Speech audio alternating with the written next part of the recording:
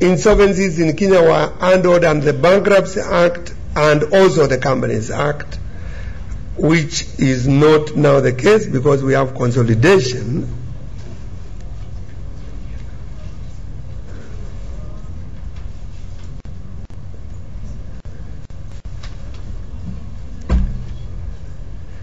And it is also leading to the issue of preserving what is in fact the case.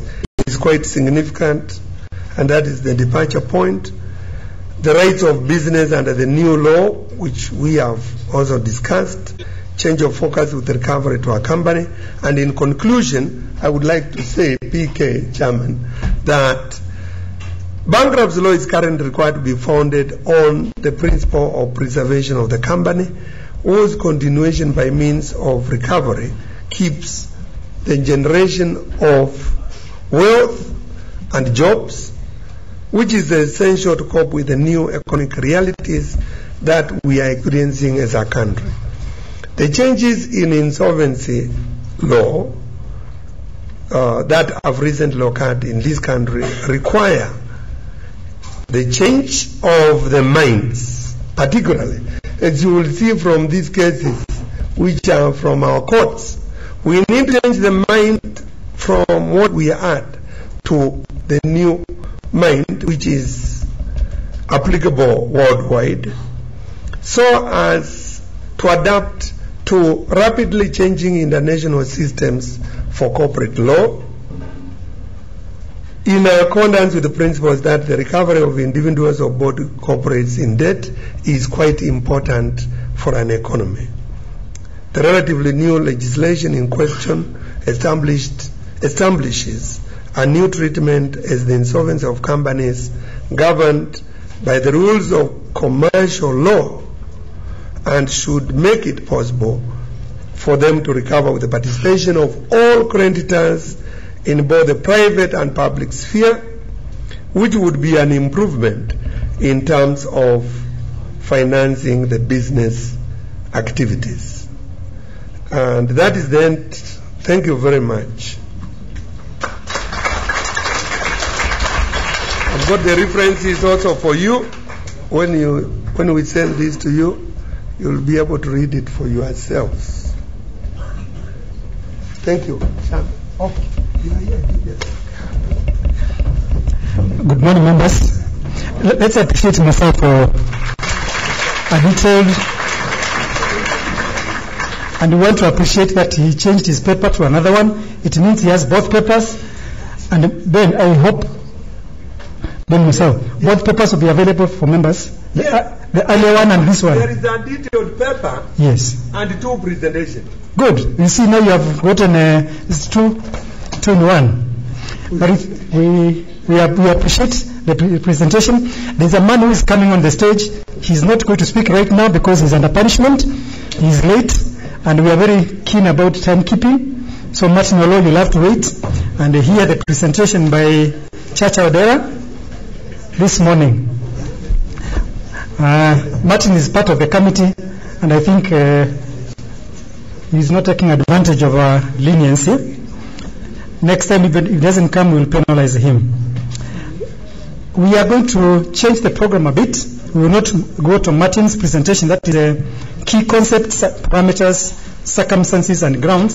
But we'll go to corporate rescue that we've been talking about, that Ben has been talking about. And to present that paper was supposed to be Chacha Odera. You know him. But this morning, he has an able assistant who has presented previously for us here, especially in this place. And that last time I introduced her, I was telling her she was with Hamilton, Harrison, and Matthews. And she was holding brief for somebody who is also our speaker this morning. But today she's speaking on the topic of corporate rescue. Her name is Noela Lubano. She's a partner at Oraro and Company Advocates. And as I said, she worked previously with Hamilton, Aljawara and Kana Advocates. She was admitted 2008. I'm making you look over. She's an associate member of the Chartered Institute of Arbitration, degree from Nairobi University, LLM from Cape Town on Constitutional and Administrative Law, many, many things. In fact, the paper is full. But ladies and gentlemen, can you put your hands together as we invite Noella to come and speak to us this morning? Thank you.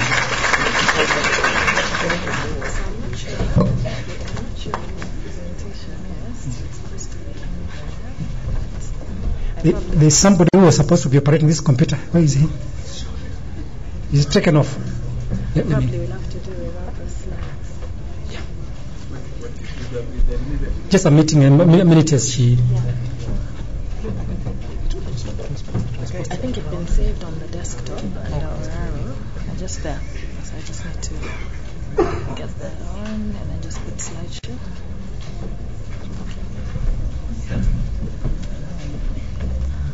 And thank you very much for that very warm introduction. As he said, my name is Noella Lubano. I stand in for Chacha Odera, and please allow me to give you his apologies. He was set to come and present this paper. He was actually looking forward to it. As you can see, the paper was written by himself. However, he did have an emergency that he had to deal with up country in Uholo, so he left yesterday evening and left the baby in my hands. I am a poor substitute for Chacha, and I hope you will bear with me. In fact, I had hoped I'd be the last speaker, and having spoken after all my seniors, I would then skip a great part of this presentation. So I hope you are sufficiently convinced not to ask me hard questions, having given that very long disclaimer. So my paper is going to focus, Chacha's paper rather, is going to focus on corporate rescue, as you've seen, and the emphasis will be on the appointment of receivers and administrators. There is a section that deals with bankruptcy, that is with regards to individuals, but I don't propose to go into that. I'd much rather use my time covering the appointment of administrators and receivers, and then look at recent case law. There isn't much case law because the courts haven't had an opportunity to address most of the issues that arise or are pertinent in the Insolvency Act, but they have had a chance to address a few introductory and preliminary issues, which I think it would be useful to go into so that we get a sense of what the courts are currently thinking with regard to the Insolvency Act. So I propose to begin. So that's just an overview of the topics that I will cover. So we'll have a look at a bit of the background of insolvency, and then we'll compare winding up and liquidation, and then we'll look at the debenture holder's power to appoint a receiver, both before the coming into force of the 2015 Insolvency Act and after. Then we'll look at voluntary winding up, distribution of assets, and then disposal of the property subject to security. So as you all are aware, and please forgive me if a lot of this stuff are things that you know already, Chacha did tell me to mention that this is not a lecture, this is a discussion among colleagues, and therefore we're all trying to learn as we go along. So the Act came in force on the 18th of January 2016, and as my learned senior BM Sal has mentioned, it borrows very heavily from the UK Insolvency Act 1986 and the Business Enterprise Act 2002. And it also borrows from Chapter 11 of Act Old Winding Up, which was available under the Companies Act of 1988. Of an receiver's powers. But in this case, it seems the court has been given greater latitude to intervene where an administrator is exercising his powers under administration. So I guess the most important part of the Insolvency Act would be this part, if I was asked. And this is Section 522(1), which sets out the hierarchy of the considerations and the objectives of insolvency. And the objectives are just listed, that we know them, but they're listed in a hierarchy. So that objective A takes priority to objective B, and so on and so forth. And if you can allow me to read them, the objectives are to maintain the company as a going concern. So that seems to be the paramount objective and function of an administrator. And then B, to achieve a better outcome for the company's creditors as a whole than would be likely case if the company were without were not being under administration, and then finally, after exhausting A and B, to realize the property of the company in order to make a distribution to one or more secured or preferential creditors. So, and this goes on because when you go to 5221C, what it says is that by the time the administrator is exercising his functions under paragraph C, that is to realize the property of the company, he must satisfy himself that he believes that it is not reasonable, practicable to achieve either the objectives specified in 1A and 1B. So please allow me to go back. That is, the administrator believes that the company cannot be maintained as a going concern, nor is he able to achieve a better outcome of the company's creditors as a whole.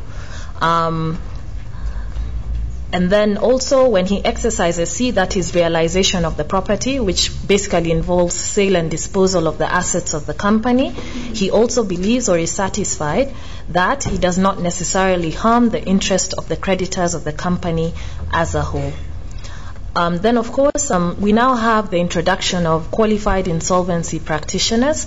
Previously, this was a question of fact, and I've seen cases where the courts would simply look at the qualifications of whoever had been appointed as a receiver without necessarily drawing guidance from any specific legislation. You know, they just say that Mr. Ian Small has 28 years of experience in receivership, he has a good CV, and therefore it appears that he is qualified to undertake a receivership exercise. In this case, the Act, I think it's Regulation 11, sets out very specific qualifications for insolvency practitioners, and it has some transitional provisions so that if you have been exercising receivership duties, which would now be deemed as administrative duties, 2 years prior to, or you're currently exercising those duties, you have a grace period of 12 months to apply officially to be registered as a qualified insolvency practitioner. And there's a whole process. It's not very clear to me how that process runs. We're currently examining that issue, but as soon as it becomes clear, I guess we'd be able to share that information. So the next part that I would like to look at just in conclusion, before I go into the cases that we have seen coming from the courts under the Insolvency Act, is voluntary winding up. And Section 271 of the Companies Act allows a company to be voluntarily wound up if it resolves by a special resolution that it should be wound up. Section 393 of the Insolvency Act requires that before the resolution for voluntary winding liquidation is passed, a notice should be given to the holder of a qualifying floating charge in respect of that. The other interesting introduction to the Insolvency Act is Section 474. And what it provides is that if a company is in liquidation or administration, the liquidator should make, in fact it's mandatory now, available for the satisfaction of unsecured debts such portion of the company's net assets as is prescribed in the insolvency regulations. And unless I seem to recall that the portion of the net assets that should be set aside, I think is 20% assets of the company. So I think it's just another way of rescuing the company. So I won't deal with the next part because it's quite lengthy, and this is the bankruptcy of individuals. Like